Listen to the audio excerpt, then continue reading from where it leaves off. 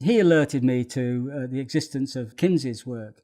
People of today's generation won't know much about Kinsey, but he was huge. He used to speak to soccer stadiums, so he could fill something like the Wembley Stadium. And he was a scientist, and he was talking, well, sex is a good subject, I suppose, but imagine filling the Wembley Stadium talking about sex.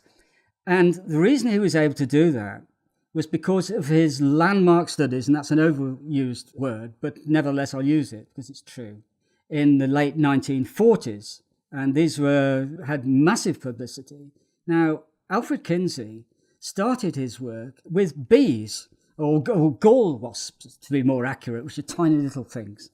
And he studied millions upon millions of them. So he was known as a big data man. That's the important thing.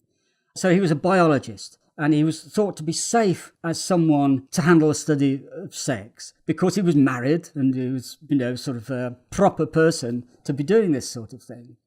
So he got involved in these studies and he realized he needed big data, as we would call it today. So he was doing studies of thousands upon thousands upon thousands of people.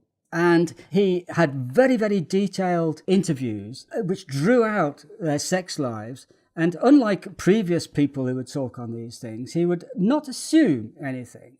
And he was good at eliciting data without being, disgusted or whatever. And he was allowed people to tell their secrets.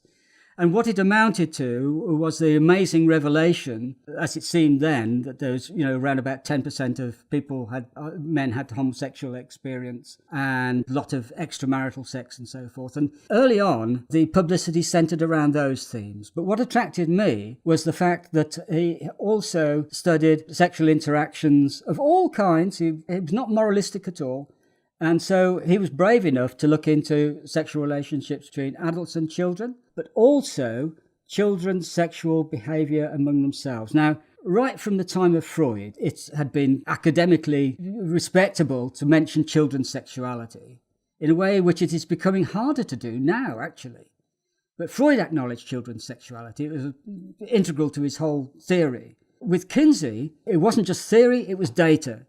Because what he showed is that children play with themselves sexually if left to it, if not stopped by their parents, from the earliest ages, and that they masturbate and have orgasm from the earliest ages, and that some of them will interact also with older people.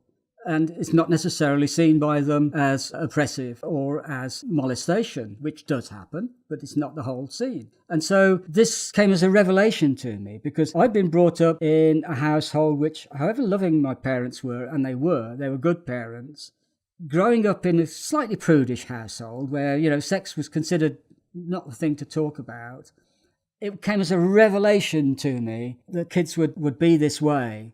And that it's only social inhibition which represses all this.